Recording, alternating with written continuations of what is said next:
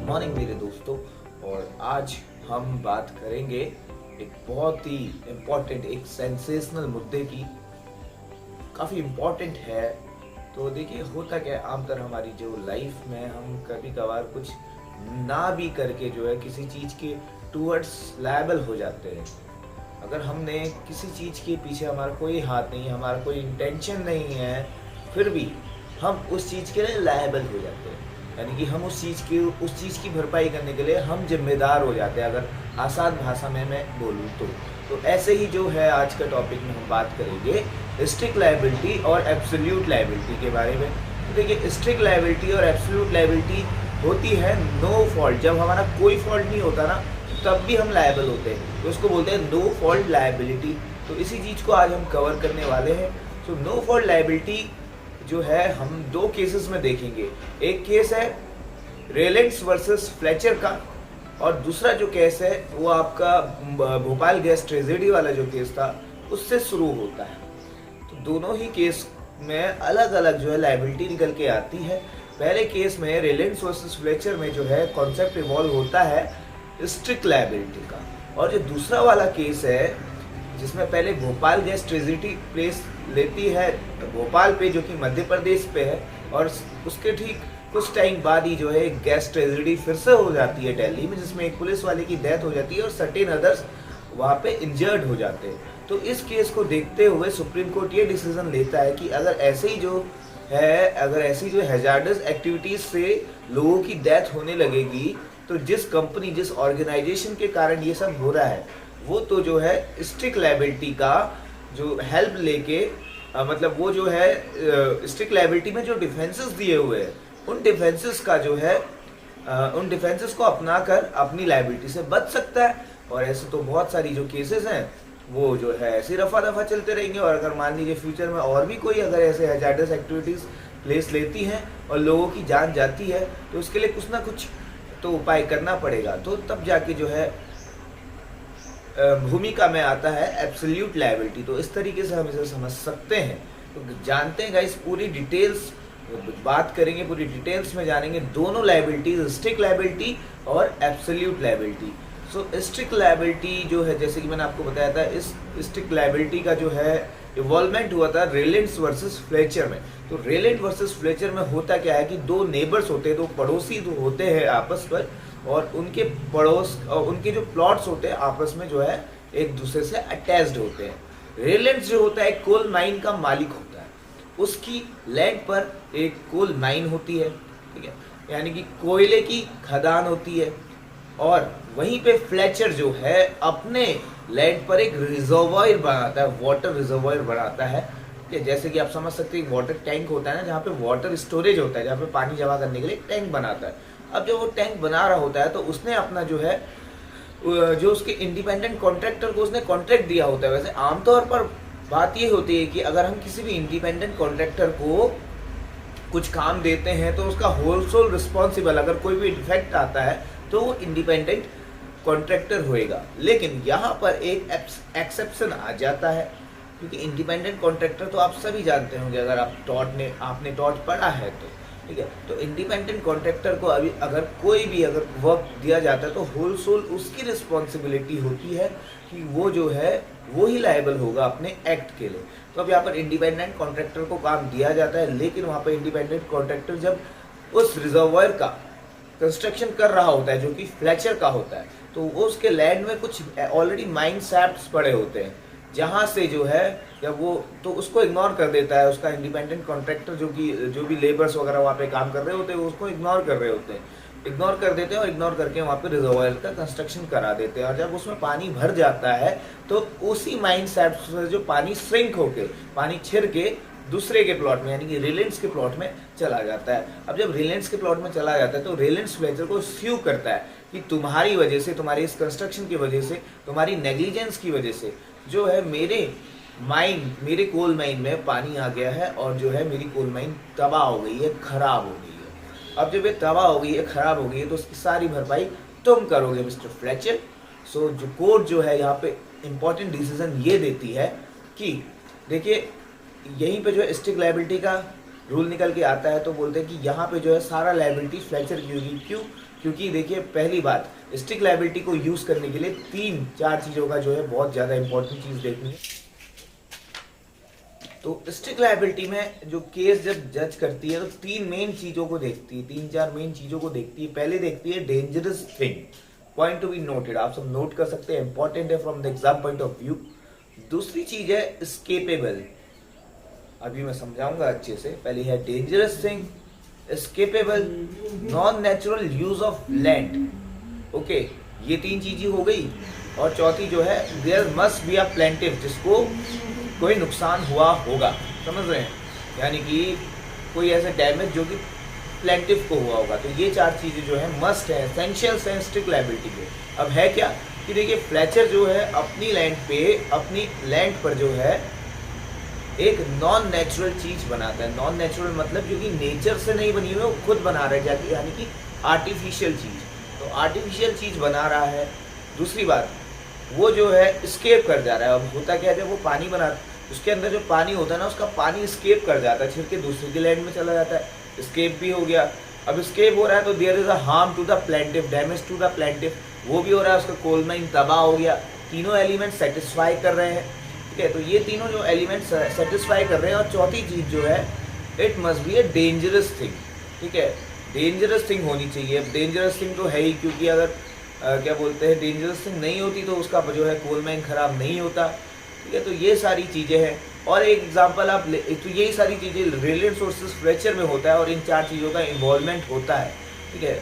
अब जो है, अब अगर आपको अभी भी समझ में नहीं आया स्ट्रिक्ट लायबिलिटी का कॉन्सेप्ट, तो एक चीज़ समझ लीजिए, आप जंगल जाते हैं शिकार करने, और जंगल से शिकार करने जाते हैं किसी, मतलब एक मामूली सी चीज़ का, एक जंगली सुअर का, यानी कि वाइल्ड बोर का आप शिकार करने जाते हैं, और आपको मिल जाता है वहाँ पे टाइगर।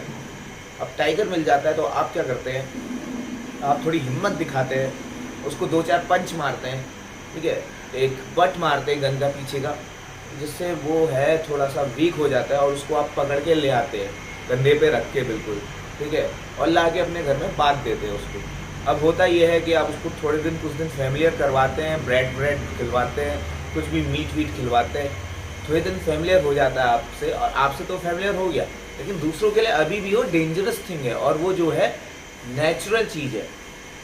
नेचुरल चीज़ आप जंगल से लेके आए, ठीक है, सो है तो नेचुरल चीज़, मतलब जाहिर सी बात है नेचुरल चीज़ है, लेकिन जहाँ पर आप लेके आ रहे हैं वहाँ के लिए वो क्या हो जाएगा, नॉन नेचुरल हो जाएगा। जिस एनवायरनमेंट में आप लेके आए वहाँ पे तो पाया नहीं जाता, वहाँ पे तो वो जंगल में पाया जाता है, तो आप वहाँ जंगल से उसे यहाँ लेके आए तो हो गया नॉन नेचुरल थिंग। और अब वो एक तरफ से एक दिन क्या होता है कि उसकी जंजीर खुल जाती है, अपने जंजीर से बाहर उसको भाग जाता है बाहर, और बाहर भाग जाता है तो किसी आपके पड़ोसी को खा जाता है, आपके पड़ोसी को खा जाता है, तो पड़ोसी के घर वाले आप पे बिल्कुल जो है केस यू कर सकते हैं। अब केस यू करेंगे तो बोलेंगे कि पहली चीज़ तो सर इसने जो है एक डेंजरस थिंग जो है ये घर पे लेके आया, और वो जो डेंजरस थिंग वो नॉन नेचुरल थिंग थी हमारे एनवायरनमेंट के हिसाब से, नॉन नेचुरल थिंग थी, वो हो गई है स्केप, और वो स्केप हो गई है तो उसके बाद जो है डिफेंड, जो प्लेंटिव है उसको हो गया डैमेज, प्लेंटिव को ही खा दिया शेर ने। तो ये चीज़ से आप समझ गए होंगे कि 4 चीज़ों का इन्वॉल्वमेंट यहाँ पे बहुत ज़्यादा जरूरी है। तो ये है ओवरऑल स्ट्रिक्ट लायबिलिटी का केस, ये केस आप ध्यान रखेंगे, फ्लेचर वर्सेस रिलेट, ठीक है। उसके बाद अब चलते हैं एब्सोल्यूट लायबिलिटी। जी हाँ, एब्सोल्यूट लायबिलिटी में चलने से पहले मैं आपको बता दूं कि वो सारे कौन से पॉइंट्स हैं जिसमें एक प्लेंटिव जो है एक्सेप्शंस है उसके लिए कि वो यहाँ पे डिफेंस ले सकता है, वो ये प्रूफ कर सकता है कि सर ये सारी चीज़ें थी, ये सारी चीज़ें जो प्लेंटिव ने नहीं की या प्लेंटिव ने की, तो इसकी वजह से जो है प्लेंटिव यहाँ पे होलसोल रिस्पॉन्सिबल है, या फिर जो है मैं डिफेंडेंट होके मैं यहाँ पे रिस्पॉन्सिबल नहीं हूँ। और वो सारी चीज़ें कौन सी हैं, वो कौन से ऐसे डिफेंसेस हैं, वो कौन से सारे ऐसे एक्सेप्शंस हैं, वो है पहला तो हो जाएगा देखिए प्लेंटिव्स ओन फॉल्ट, यानी कि यहाँ पे प्लेंटिव की खुद की गलती है।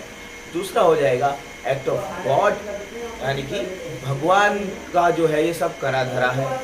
और जैसे कि भगवान का करा धरा मैं आपको बता दूं, जैसे नेचुरल मतलब जैसे कि फ्लड्स वगैरह आ जाती है कभी, तो बहुत सारी तबाही हो जाती है, तो उसके तुम ये नहीं क्लेम कर सकते कि किसी दूसरे के खेत से तुम्हारे खेत में पानी आ गया और जो है तुम्हारी फसल तबाह हो गई। क्यों? क्योंकि दूसरे के खेत से आता तो उसकी लायबिलिटी होनी चाहिए, लेकिन वहाँ पर वो क्या क्लेम कर सकता है, वो ये डिफेंस ले सकता है कि ये जो है एक्ट ऑफ गॉड है, बहुत सारी बारिश हुई जिससे मेरा वाटर टैंक ओवरफ्लो हो गया और आपके खेत में मेरे वाटर टैंक का पानी जो है आ गया। तो ये जो है एक्सेप्शन ले सकता है एक्ट ऑफ गॉड का।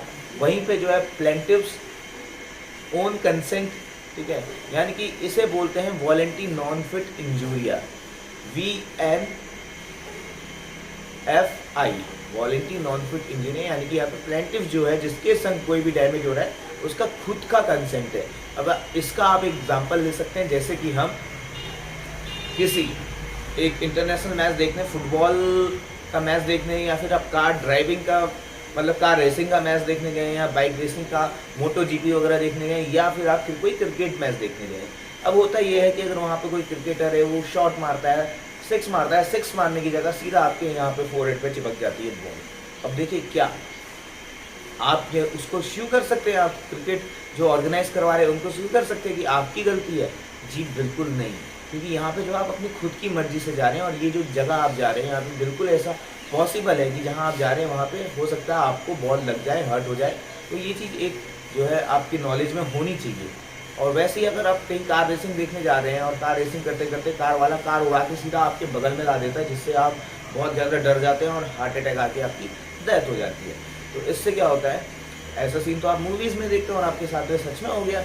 सो ऐसे में जो क्या होगा, आप फिर भी जो है कार अथॉरिटीज़ या जो ऑर्गेनाइज करवा रहे हैं उनको जो है नहीं बोल सकते। क्यों? ये आपकी खुद की जो है खुद की कंसेंट है वहाँ पर जाना, मैच देखना। तो ये सारी चीज़ें होती है। वैसे कोई बॉक्सिंग मैच में अगर आप बॉक्सिंग वगैरह खेल रहे हैं और बॉक्सिंग खेलते खेलते जो क्या है पूरा फेयर मैच चल रहा है और आपको जो है चोट वोट कहीं लग जाती है, तो ये भी आपकी खुद की कंसेंट है, क्योंकि आपको पता है हम बॉक्सिंग जैसे डेंजरस चीज़ खेल रहे हैं और जो है अगर हमें कोई नुकसान हो जाता है तो इसके लिए हम किसी और को लायबल नहीं करेंगे। हालांकि कुछ एक्सेप्ट मतलब यहाँ पे भी कुछ जो है केयर बरतनी पड़ेगी दूसरी पार्टी को कि वो सारा जो है फेयर प्ले करे, अच्छे तरीके से खेले, सारे रूल्स और रेगुलेशंस को फॉलो करे। उसके बाद अगर फिर भी आपको जो है कोई प्रॉब्लम होती है तो तब वो लायबल नहीं होगा। तो ये सारी चीज़ें मैंने आपको बताया कि इस चीज़ में जो है वॉलेंटी नॉन फिट इंजीरिया का वो जो कॉन्सेप्ट लगेगा। आपको मैंने बताया था plaintiff's own consent, act of God, volenti non fit injuria, act of third party and statutory authority. ठीक है, ये जो है 5 डिफेंसेस आप ले सकते हैं स्ट्रिक्ट लायबिलिटी के केस में। पहला क्या कि प्लेंटिव्स ओन डिफॉल्ट, जहाँ पे प्लेंटिव की खुद की गलती होगी। दूसरा एक्ट ऑफ गॉड। तीसरा वॉलेंटी नॉन फिट इंजूरिया, यानी कि प्लेंटिव्स ओन कंसेंट, दोनों अलग है। Plaintiff's own fault, plaintiff's own consent. Plaintiff's own consent को बोलते हैं वॉलेंटी नॉन फिट इंजूरिया। चौथा जो डिफेंस हो जाएगा वो है third party, act of third party, किसी थर्ड पार्टी का इन्वॉल्वमेंट होना उस चीज़ में। और जो चौथा हो जाएगा वो हो जाएगा स्टैट्यूटरी अथॉरिटी, यानी कि कोई भी जो वर्क है वो किसके द्वारा हो रहा है, एक गवर्नमेंट के द्वारा हो रहा है, एक सुप्रीम अथॉरिटी के द्वारा हो रहा है, किस चीज़ के द्वारा, एक पब्लिक वेलफेयर के लिए हो रहा है, for the welfare of public. तो ये सारी जो है 5 डिफेंसेस कोई भी एक पर्सन ले सकता है ड्यूरिंग दिस ट्रायल। कि अगर ये सारी जो है अगर किसी में से एक चीज़ को भी प्रूफ करवा दे तो वो अपनी स्ट्रिक्ट लायबिलिटी से बच जाएगा, अदरवाइज ऐसा होता नहीं है। ठीक है, तो आई होप कि आपको ये समझ में आ रहा होगा। और जो है मतलब ये जो है 5 डिफेंस लेके एक स्ट्रिक्ट लायबिलिटी से इंसान बच सकता है। ठीक है, ये वाली चीज़ हो गई। अब जो है फिर आता है नहीं, पहले मैं आपको ये जो 5 डिफेंसेस है ना इनको अच्छे से समझा देता हूँ। देखिए, जो पहला डिफेंस मैंने बताया था प्लेंटिव्स ऑन डिफॉल्ट। ठीक है, तो प्लेंटिव्स ऑन डिफॉल्ट को डिस्कस कर लेते हैं। इस वीडियो में पूरा अच्छे से जान लेंगे एब्सोल्यूट लायबिलिटी और स्ट्रिक्ट लायबिलिटी, और आपका कॉन्सेप्ट जो है पूरा अच्छे से क्लियर हो जाएगा। जी हाँ, प्लेंटिव्स ऑन डिफॉल्ट का एक केस है पॉन्टिंग वर्सेस नोक्स। पॉन्टिंग वर्सेस नोक्स का जो केस है 1849 का एक केस है। पॉन्टिंग वर्सेस नोक्स में क्या होता है कि जो यहाँ पे डिपेंडेंट होता है जिसको स्यू किया जाता है, ठीक है, तो उसका जो क्या होता है घोड़ा होता है, वो घोड़ा मतलब प्लेंटिव का घोड़ा जो है डिफेंडेंट की ग्राउंड में चला जाता है, वहाँ पे कुछ खा लेता है, घास वगैरह खा लेता है। घास में जो है केमिकल पेस्टिसाइड्स वगैरह डाला होता है डिफेंडेंट ने, क्यों? क्योंकि उसकी खुद की ज़मीन है और वो डाल सकता है। सो अगर डाला था तो वहाँ पे घोड़ा जाके घास खा लेता है, घोड़ा जाके घास खा लेता है तो घोड़े की जो है तबीयत हो जाती है ख़राब और उसकी हो जाती है डेथ। तो अब प्लेंटिव क्या बोलता है कि ये जो है मेरा घोड़ा इसकी लैंड पे गया और वहाँ पे जाके इसकी घास खाई तो इसकी डेथ हो गई। तो जज साहब बोलते हैं अरे ये क्या हो गया? क्या घोड़ा जो है तुम्हारी ऑथोरिटी में था? जी हाँ बिल्कुल। तुम्हारी कमांड में था? जी हाँ सर बिल्कुल था। तो क्या जो है उसकी घास तुम्हारे ग्राउंड में आई थी कि घोड़ा तुम्हारा खा ले? ठीक है, पहली बात, जो ग्रास है वो नेचुरल चीज़ हो जाएगी, नॉन नेचुरल चीज़ नहीं है। दूसरी बात, वो बोलता है कि ये ग्रास डेंजरस थी, पॉइजनस थी। चलो ठीक है, माना थी, लेकिन तीसरी बात, क्या वो एस्केप हुई थी? जी नहीं, बिल्कुल नहीं हुई थी। उसका घोड़ा तो बाकायदा उसके वहाँ गया था। तो इस चीज़ में यहाँ पे डिफेंडेंट ने डिफेंस ले लिया कि ये जो है प्लेंटिव्स ओन डिफॉल्ट है, इसको अपने घोड़े को बांध के रखना चाहिए था।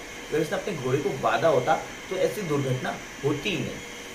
ठीक है गाइस, सो आई होप आपको सब कुछ समझ में आ रहा होगा। अगर आपको समझ में आ रहा है तो प्लीज़ लाइक से और सब्सक्राइब करना ना भूलें। तो चलिए जल्दी से दूसरा जो डिफेंस है उस पर बात कर लेते हैं। जो दूसरा डिफेंस है, मैंने बताया था आपको, जो दूसरा डिफेंस है वो है act of God.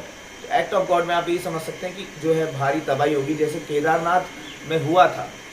Kedarnath incident सभी जानते हैं, 2013-14 की बात है। बहुत सारी बारिश हो गई थी, ग्लेशियर जो है फूट गया था, उससे जो है केदारनाथ में जो टेम्पल है उसके आसपास चौरीबाड़ा इंसिडेंट जो है उसमें बहुत सारे लोग बह गए थे, बहुत लोगों की डेथ हो गई थी, बहुत बड़ा लार्ज नंबर में मैसेकेयर हुआ था।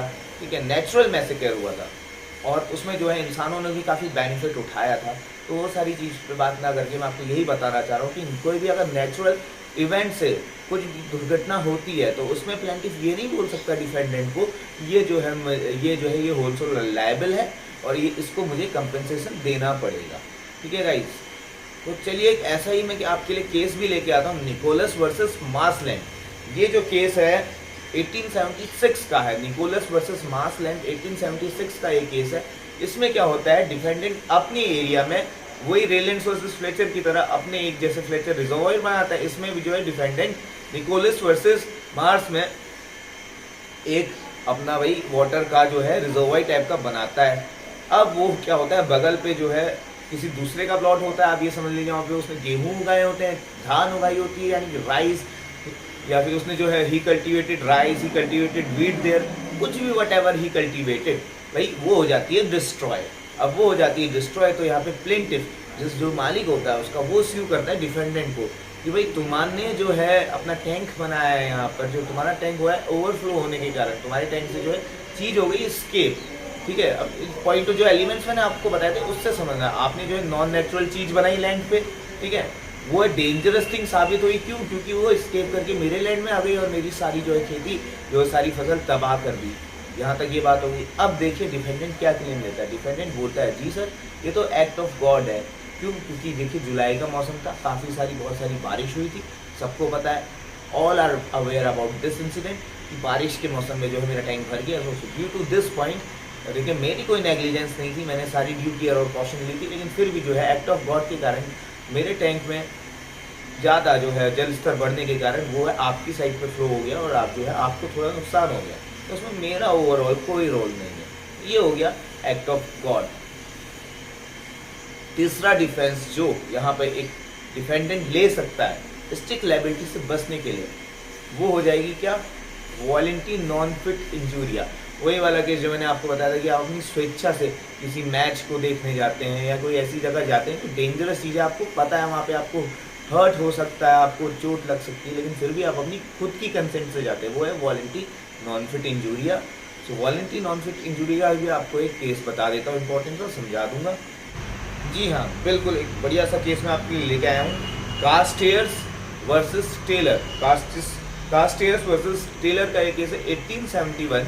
ठीक है, तो ये जो केस है इसमें क्या होता है, एक 2 मंजिला मकान होता है, डबल स्टोरी मकान होता है, जो डिफेंडेंट होता है उस मकान का ओनर होता है और वो 2 मंजिले में रह रहा होता है। यहीं पे जो है प्लेंटिफ जो है उस मकान को जो नीचे वाला फ्लोर होता है उसको ले लेता है रेंट पर। अब देखिए होता क्या है कि उन 2 फ्लोर्स के ऊपर जो है आमतौर पे जो है यूजुअली पानी को स्टोर करने के लिए एक स्टोरेज टैंक होता है।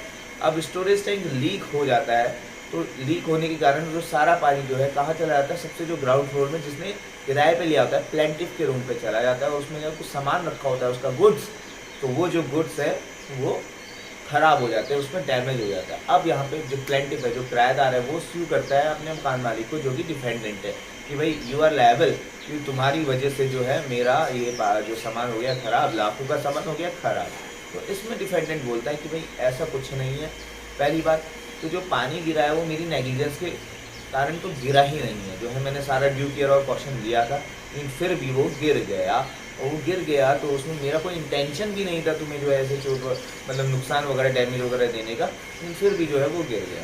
ठीक है, देखिए नॉन नेचुरल चीज़ तो है, डैमेज भी हुआ है, स्केप भी कर गया है।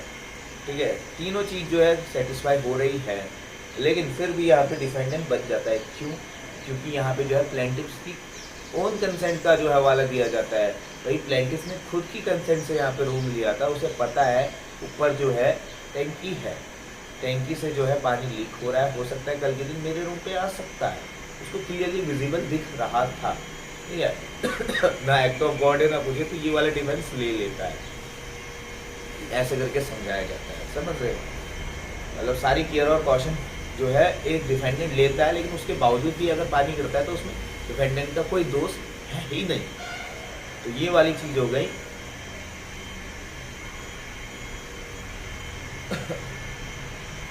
कंसेंट ऑफ द प्लेंटिफ जिसे बोलते हैं वॉलंटरी नॉन फिट इंजूरिया। ठीक है, सो ये वाली आपने तीन इसके देख लिए हैं। और चौथा जो है वो हो जाएगा act of stranger. Act of stranger मतलब कोई एक्ट किया गया है वो किसी ऐसी पार्टी के द्वारा किया गया है जिसे ना तो डिफेंडेंट जानता है ना ही प्लेंटिफ जानता है। ठीक है, समझ लीजिए आपने जो है आप जो टाइगर पकड़ के लाए थे जंगल से, आपने घर के बाहर बांध दिया। ठीक है,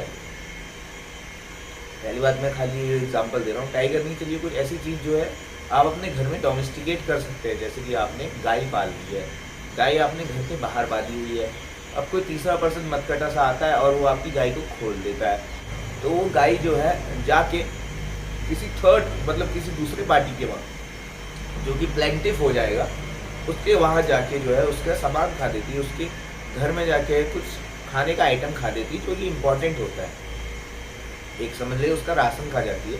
तो जो है प्लेंटिफ यहाँ पर डिफेंडेंट को स्यू करता है कि भाई तुम्हारी जो है चीज़ है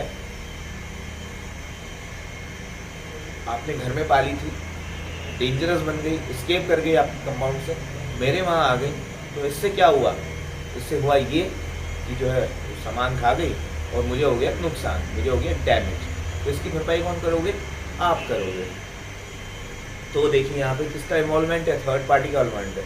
भाई मैं तो सारी केयर और कॉशन ली थी, मैंने गाय को बांध के भी रखा था, मैंने कुछ ऐसा काम भी नहीं किया था, लेकिन होता क्या है मेरी जो है मुझे पता चले बिना कोई थर्ड पार्टी आता है वो एक्ट कर जाता है। भाई वो थर्ड पार्टी ने एक्ट कर दिया जिससे गाय खुल गई और आपके वहाँ आ गई, तो इसमें मेरा तो कोई रोल है ही नहीं, मेरा कोई इंटेंशन भी नहीं था, फिर भी जो है गाय आ गई और गाय ने आपका काट दिया खाना या जो भी राशन वगैरह जो भी नुकसान हुआ है।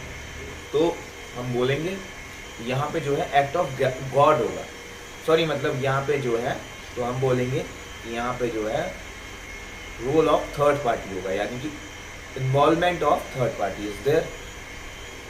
तो आपने चार चीज़ें देखी, प्लेंटिफ्स ओन कंसेंट यानी कि voluntary non fit injuria, plaintiff's own default act of God and role of stranger.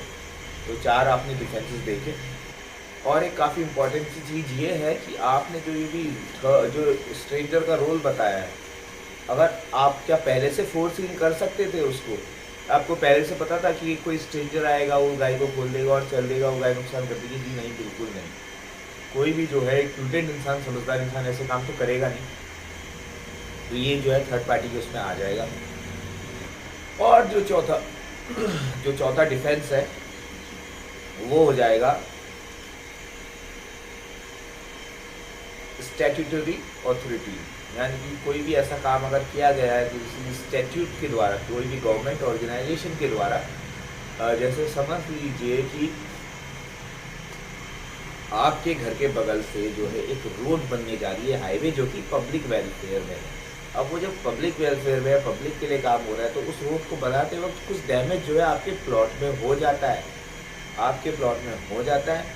सो इसमें जो है आप उनको क्लेम नहीं कर सकते कि आपकी उनने जो है सारी केयर और कॉशन लेने के बाद भी कुछ डैमेज जो है आपके प्लॉट में हो जाता है या आपके घर पे हो जाता है, तो फिर भी जो है यहाँ पे जो है डिफेंडेंट जिसको आप स्यू करना चाहते हैं वो डिफेंस ले सकता है कि ये एक स्टैट्यूटरी अथॉरिटी थी जिसके कारण ये काम हुआ है और हमारा इसमें कोई रोल ऐसा नहीं है। ठीक है गाइस, तो ये चीज़ आपने देखी कि स्ट्रिक्ट लायबिलिटी का ये है केस। और स्ट्रिक्ट लायबिलिटी वो लायबिलिटी होती है जहाँ पे कोई मतलब आप सारी ड्यू केयर और कॉशन भी ले लेते हैं, आपका कोई रोल भी नहीं होता है, आपकी कोई भी फॉल्ट नहीं होती है, फिर भी जो है आप स्ट्रिक्टली लायबिल रहते हैं उसकी भरपाई करने के लिए जो कुछ भी आपसे हुआ है। ये था स्ट्रिक्ट लायबिलिटी का। अब चलते हैं एब्सोल्यूट लायबिलिटी पे। एब्सोल्यूट लायबिलिटी जो है एक्सेप्शन है स्ट्रिक्ट लायबिलिटी का। देखिए स्ट्रिक्ट लायबिलिटी में क्लाइंट जो डिफेंडेंट है वो बच जा रहा था, वो जो है डिफेंसेस ले रहा था, एक्सेप्शंस ले रहा था कि ऐसी ऐसी चीज़ हुई तो जो है इसमें मेरा कोई रोल नहीं है। लेकिन एब्सोल्यूट लायबिलिटी में जहाँ पे जो है पर्सन वो एब्सोल्यूटली लायबल होता है, उसके पास कोई बचने का चारा ही नहीं होता, यानी कि यहाँ पे कोई डिफेंस जो है मिलते ही नहीं है। तो हमने उसमें 3-4 एलिमेंट्स देखे थे, इसमें हम क्या देखेंगे, इसमें भी 2-3 एलिमेंट्स देखेंगे। पहली चीज़ जो है उसमें तो ये था कि अगर वो जैसे घोड़ा घास खाने गया किसी दूसरे के वहाँ, तो यहाँ पे जो है दूसरे के वहाँ जा रहा था, उसकी चीज़ स्केप नहीं हो रही थी, यहाँ पे जो है स्केप वाला जो एक एलिमेंट हो जाएगा हट। स्ट्रिक्ट लायबिलिटी में स्केपेबल था, यानी कि चीज़ों का जो है एक जगह से दूसरी जगह जाना वो पॉसिबल था, लेकिन इसमें अगर स्केपेबल नहीं भी है, ठीक है, तो भी जो है पर्सन जो है एब्सोल्यूट लायबल होगा। इसका एक जो है केस है, वो केस का नाम है भोपाल गैस ट्रेजेडी। ठीक है, इसके जो है इस केस से एब्सोल्यूट लायबिलिटी का जो है कॉन्सेप्ट इवॉल्व हुआ था और ये इंडिया में ही इवॉल्व हुआ था, ये भारत की देन है, सुप्रीम कोर्ट का ये जो अहम फैसला था। ठीक है, तो इस केस में होता ये है कि भोपाल में, ठीक है, भोपाल में एक इंसिडेंट होता है, आप सबको पता होगा, सारे वाकिफ़ ही होंगे। ठीक है, तो उस इंसिडेंट में करीबन 3 से 4 हज़ार लोगों की मौत हो जाती है और बहुत सारे जो है इंजर्ड हो जाते हैं, बहुत सारों को जो है प्रॉब्लम हो जाती है, हेल्थ इश्यूज हो जाते हैं जो काफ़ी लंबे टाइम तक इफेक्टेड हो जाते हैं या फिर हमेशा के लिए इफेक्ट रहते हैं उस बीमारी से। तो चलिए ये केस हो जाता है इंडिया पे। तो गाइस एब्सोल्यूट लायबिलिटी में जो है ये एब्सोल्यूट लायबिलिटी का जो कॉन्सेप्ट है ये इवॉल्व हुआ है एक ट्रेजेडी से, जिस ट्रेजेडी का नाम है भोपाल गैस ट्रेजेडी। सबने सुना होगा, आई होप सभी वाकिफ़ होंगे। तो भोपाल गैस ट्रेजेडी में होता ये है कि जो गैस होती है, गैस का नाम है मिथाइल आइसोसाइनाइड, ये गैस जो है लीक हो जाती है प्लांट से। ठीक है, अब यहाँ से जो लीक हो जाती है तो पूरी फैल जाती है और इससे क्या होता है, एक भीषण तबाही हो जाती है जिससे करीबन 3 से 4 हज़ार लोगों की मृत्यु हो जाती है। एग्जैक्ट अगर मैं आपको फिगर्स बताऊं तो 2 दिसंबर की रात को 1984 की बात है, 2 और 3 दिसंबर की रात को अचानक से जो है क्या कि इस गैस प्लांट से अचानक से जो है मिथाइल साइनाइड जो है लीक करने लगती है और लीक इस कदर करती है कि जो है पूरे ही परिसर में जो है फैल जाती है और आसपास के क्षेत्रों में फैल जाती है। And as 3,000 person estimated around 3,000 person की डेथ हो जाती है और करीबन 6 लाख लोग जो है इससे काफ़ी तरीके से बुरी तरीके से इफेक्ट हो जाते हैं, जिनको हेल्थ इश्यूज हो जाती हैं। तो ये वाली चीज़ जो है देखने लायक है, सोचने लायक है। 3,000 लोगों की मृत्यु और करीबन 6,000 लोग जो है इससे इंजर्ड हो जाते हैं। सो ये जो केस है union carbide India limited UCIL एक कंपनी होती है जो गैस का मैन्युफैक्चर वगैरह करती है, तो वहाँ पे जो है ये ट्रेजेडी हो जाती है, उनके प्लांट में आग लग जाती है, काफ़ी सारे लोग जो है इससे इफ़ेक्ट हो जाते हैं, तो उन सब को जो है काफ़ी मात्रा में नुकसान होता है।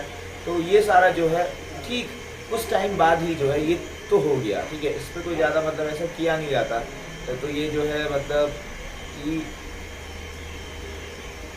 इसमें थर्ड पार्टी वाला भी जो है डिफेंस नहीं लगा सकते। ठीक है, तो ये वाली चीज़ जो देखती है कोर्ट। और फिर एक कुछ टाइम बाद दिल्ली में भी एक ऐसी गैस लीकेज इंसिडेंट होता है और उस इंसिडेंट में होता ये है कि एक फर्टिलाइज़र इंडस्ट्री होती है, वहाँ से कुछ जो है गैस लीक हो जाती है। अब वही same case Bhopal gas tragedy वाला, वहाँ से जो गैस लीक हो जाती है। उससे क्या होता है, 30 हज़ारी कोर्ट का जो एडवोकेट होता है उसकी डेथ हो जाती है, वो भी इफेक्ट होता है, और काफ़ी several others were injured in this case. इस केस को जाना जाता है the very famous case MC Mehta. Okay, MC Mehta versus union of India 1987 supreme court. तो ये वाला जो केस होता है ये सेम वैसे ही होता है जो पिछले कुछ 1-2 सालों पहले हुआ था, भोपाल गैस ट्रेजेडी वाला। अब कोर्ट यहाँ पर सोचती है कि अगर ऐसे ही चलता रहा तो ये जो जितने भी बड़ी बड़ी हैजार्डस इंडस्ट्रीज़ है, तो ये ऐसे लीकेज वगैरह या फिर ऐसे कोई भी नेग्लिजेंस होती रहेगी, ऐसे लोगों की जान जाती रहेगी, तो कुछ ना कुछ स्टेप्स हमें उठाने पड़ेंगे। और जो है यहाँ पे स्टिक लायबिलिटी वाला कॉन्सेप्ट लेके लोग बच जा रहे हैं, बोल रहे हैं कि एक्ट ऑफ थर्ड पार्टी था, अब क्या कहते हैं, ये तो जो है हमने फोर्सिंग किया ही नहीं था। तो ऐसी चीज़ों के लिए जो है रूल आया है स्ट्रिक्ट एब्सोल्यूट लायबिलिटी का। किस केस में आया है, MC Mehta versus union of India 1987 का ये केस है। इस केस में ये है कि अगर कुछ भी हो जाए, चाहे कुछ भी हो जाए, चाहे एक्ट ऑफ गॉड हो, चाहे थर्ड पार्टी का इन्वॉल्वमेंट हो, चाहे स्ट्रेंजर्स एक्ट हो, चाहे फिर प्लेंटिफ्स ओन कंसेंट हो, चाहे कुछ भी हो, अगर आप इतनी बड़ी इंडस्ट्री इतनी बड़ी इंडस्ट्री मैन्युफैक्चरिंग इंडस्ट्री अगर आप चला रहे हैं तो होलसेल आपकी रिस्पॉन्सिबिलिटी होगी, आपके कंट्रोल में होना चाहिए, आपको पता होना चाहिए कि ये जो है हैजार्डस इंडस्ट्री है, हैजार्डस थिंग है, इससे जो है काफ़ी मात्रा में जो है एक्टिविटीज़ हो सकती हैं, समझ रहे हैं। तो ये वाली सी चीज़ है। और जो कुछ इम्पोर्टेंट मैं आपको बता दूंगा। और यहाँ पर जो फर्टिलाइज़र इंडस्ट्री है उसका नाम है Shri Ram food and fertilisers industry. इस इंडस्ट्री में जो है ये एक भीषण हादसा दोबारा से हो जाता है, इसमें काफ़ी लोग जो है सेवरली इंजर्ड हो जाते हैं, काफ़ी लोग जो इफेक्ट होते हैं। और एक जैसे कि मैंने आपको बताया था 30 हज़ारी कोर्ट का एक प्रैक्टिसिंग एडवोकेट होता है, उसकी भी यहाँ पर डेथ हो जाती है। तो ये मामला काफ़ी भड़क जाता है। तो इसमें जो है सुप्रीम कोर्ट बोलता है कि there shall be absolute liability towards the defendant. जो कोई भी पर्सन अगर ऐसी कोई मैन्युफैक्चरिंग इंडस्ट्री चला रहा है तो उसकी जो है होलसेल रिस्पॉन्सिबिलिटी हो जाती है कि ड्यू केयर और कॉशन मत ले। अगर कोई भी ऐसे प्रॉब्लम जो होगी तो without his due care and caution, without his intention, anything कुछ भी हो, कुछ भी नहीं चलेगा, कोई बहाना नहीं चलेगा, कोई डिफेंस नहीं चलेगी, कोई एक्सेप्शन नहीं मिलेगा, जो है डिफेंडेंट एब्सोल्युटली लायबल हो जाएगा। ठीक है, तो इन सब चीज़ के लिए जो बड़ी बड़ी इंडस्ट्री है, जो बड़े बड़े लोग मतलब काफ़ी हैजार्डस चीज़ें चला रहे हैं, तो उनके लिए काफ़ी इम्पोर्टेंट जो है अहम फैसला निकलता है 1987 में union MC Mehta versus union of India. ठीक है, और यहाँ पे जो है ऐसे फैसला मिलता है कि कुछ भी हो जाए तो यहाँ पे एब्सोल्युटली लायबल दिया जाएगा, तुम्हें माना जाएगा। ठीक है, तो ये वाली चीज़ थी। अब इसमें क्या क्या एलिमेंट्स हैं जो स्ट्रिक्ट लायबिलिटी में नहीं है। देखिए, स्ट्रिक्ट लायबिलिटी में कौन कौन से एलिमेंट थे। पहला था नॉन नेचुरल थिंग, दूसरा था कि वो एस्केप हो जाए, एस्केपेबल, तीसरा था कि वो चीज़ होनी चाहिए डेंजरस, चौथा था कि वो होनी चाहिए non natural use of land. तो ये 4 एलिमेंट्स हमने देखे थे। उसके बाद जो है एब्सोल्यूट लायबिलिटी में इनमें से कौन से एलिमेंट्स नहीं। एब्सोल्यूट लायबिलिटी में जो है पहला तो है आपका हैजार्डस एलिमेंट हो जाएगा कि वो चीज़ हैजार्डस है।